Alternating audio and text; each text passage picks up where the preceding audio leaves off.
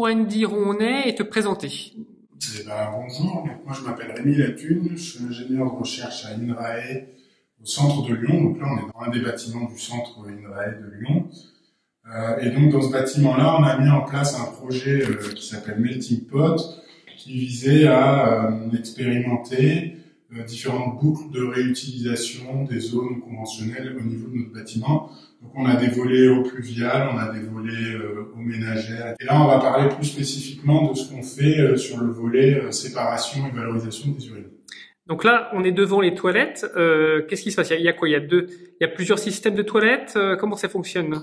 Là, on a voulu, avant de passer à une phase un peu déploiement dans tout le bâtiment, on a eu besoin, on a ressenti que les collègues, les agents du centre avaient besoin de passer par une étape de démonstrateur là, pour ces toilettes à séparation.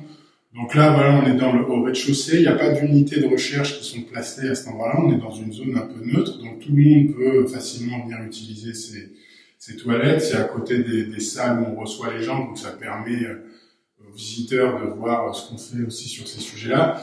Donc là, il y a les toilettes hommes, les toilettes femmes, et donc dans chacun des deux blocs de toilettes, il y a un démonstrateur d'urinoir, donc urinoir sec masculin, urinoir sec féminin, et de toilettes à séparation, donc qui sont des toilettes à chasse, mais dans laquelle l'urine va être collectée, séparée des excrétas et de l'eau de chasse.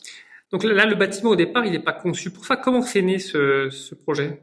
Une des questions qu'on voulait aborder dans ce projet Melting Pot, c'est finalement aujourd'hui pour repenser l'usage qu'on fait de l'eau.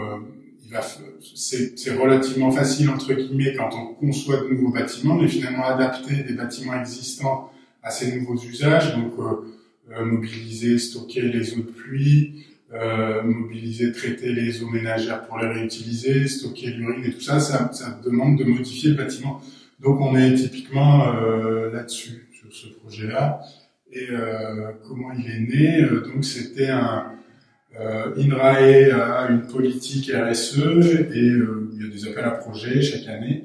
Et donc nous, on a proposé le projet Melting Pot dans le cadre de cet appel à projet RSE, donc qui a été financé, qui nous permet de faire des démonstrateurs et de tester un peu ces nouvelles manières de gérer l'eau dans les bâtiments. Parce que un des intérêts aussi de la séparation de l'urine, c'est on espère aussi faire des économies d'eau puisqu'on a des urinoirs secs. Donc de consommer moins d'eau, on ne tire pas la chasse, quoi. Et donc là, au niveau de l'équipe qui a suivi le projet, il y a qui? Et vous êtes entouré de qui pour le mettre en place? Il a été lauréat au printemps 2022, donc on a commencé à le monter fin 2021, donc c'était quand même un peu le post-Covid, fin du Covid. Donc il y avait quand même la volonté aussi de rassembler tous les agents du centre. Donc on a cherché à associer les différentes unités du centre, les unités de recherche et aussi ce qu'on appelle les SDAR, donc les services d'appui à la recherche, les services administratifs, avec l'idée que chacun aura des compétences qui seront intéressantes pour le projet. Et donc à l'heure actuelle dans l'équipe projet, il y a des scientifiques des différentes unités de recherche, il y a la direction qui est représentée, il y a le service RSE du centre et aussi il y a les services logistiques du centre puisque c'est eux qui finalement vont avoir à gérer ces nouveaux équipements au quotidien. Et c'était fondamental d'associer tous les différents acteurs dans le projet. Et dans le projet, on a fait aussi beaucoup d'ateliers participatifs. On partage les informations qu'on a collectées avec les agents et on cherche aussi à recueillir leur point de vue, puisque c'est eux qui vont avoir à adapter leurs pratiques, qu'on prenne en compte leurs contraintes aussi. Donc, par exemple, là, on a pris une stagiaire spécifique sur ces questions de démonstrateurs de toilettes à séparation, qui a fait une enquête à chaud. Donc, enquête à chaud, quand les gens venaient d'utiliser, ils pouvaient remplir un questionnaire. Et puis là, on a diffusé une enquête à froid. Donc, 2 mois après, on a diffusé par mail une enquête où on demande aux gens, il y a une quinzaine de questions, qu'est-ce qu'ils pensent, qu'est-ce qui pourrait être amélioré. On cherche à faire le lien aussi avec des pratiques qu'ils peuvent avoir par ailleurs chez eux. Pour comprendre s'il y a des blocages ou pas, comment on peut améliorer les choses et s'il y a la volonté de déployer ces solutions sur tout le bâtiment. Alors, au niveau donc des résultats des enquêtes, ça donnait quoi en fait?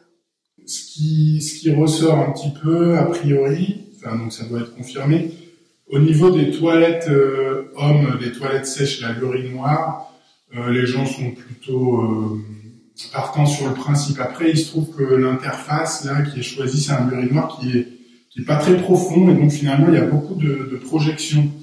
Mais c'est complètement indépendant finalement du fait que ce soit un urinoir sec et tout ça. C'est peut-être juste la conception de l'urinoir qui fait que c'est un peu sale. Il y a des projections autour, donc on va essayer probablement de trouver un autre modèle.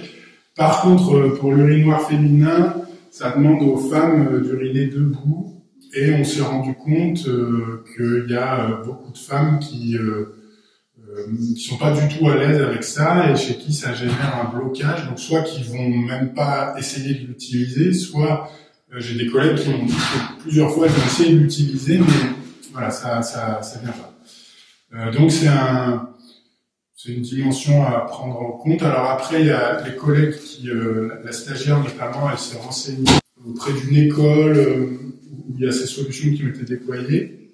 Et apparemment, au niveau de l'école, il n'y a pas du tout ces problèmes-là. Donc probablement qu'il y a un effet d'appropriation, que quand on est plus jeune, c'est plus facile. Enfin, voilà. Puis là, c'est en place depuis fin septembre. Là, on est mi-novembre, donc ça fait un mois et demi. Peut-être que ça va s'arranger à l'avenir, quoi. Au niveau du coût, là, il y a eu quoi comme investissement en fait? Grosso modo, les toilettes, les urinoirs, c'est 400 €. Et les toilettes à séparation, tout compris, parce qu'il y a un châssis, il y a un dispositif derrière, c'est de l'ordre de 1 000 €. Et justement, pour le système de récupération, après, est-ce qu'il faut changer les tuyaux? Comment vous avez prévu de faire en fait? Oui, il faut déployer un deuxième réseau pour collecter les urines. Il faut mettre en place à l'aval un stockage. Donc ça, c'est des questions dans le bâtiment. Nous, on va essayer de faire un stockage au niveau du parking souterrain. Notre parking est bas de plafond, donc il faut que ça puisse être dépoté depuis l'extérieur.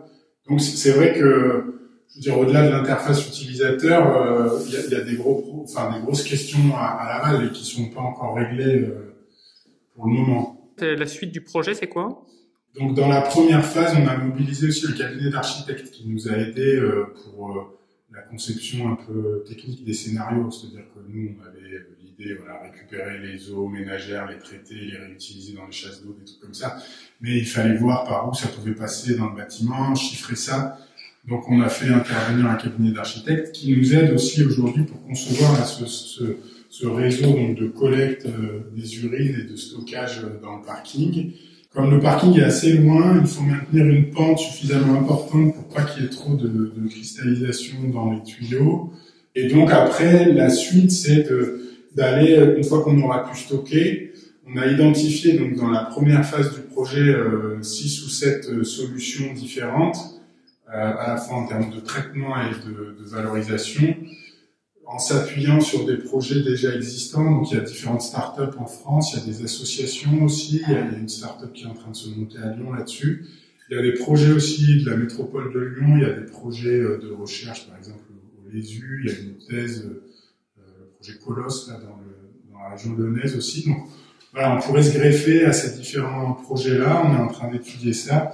Et donc l'idée là, c'est que début 2025, on ait fait ce transfert, ce stockage, et puis qu'on ait identifié le projet avec lequel on va travailler pour effectivement récupérer, valoriser les urines. Est-ce que vous travaillez en réseau avec d'autres personnes qui sont sur ce type de projet? Donc dans le cadre de cette politique RSE là, il y a le centre de Clermont-Ferrand qui s'est doté aussi de toilettes à séparation. Et eux, c'est directement pour étudier l'effet de l'urine dans les champs, la fertilisation. Ils ne regardent pas tellement ce qu'il y a de ce côté-là, donc nos deux projets sont vraiment complémentaires. Et puis après, on discute beaucoup avec les autres collègues chercheurs, que ce soit le Lésu à Paris, l'INSA de Toulouse, qui sont aussi sur ces questions-là. Merci pour ce beau partage d'expérience.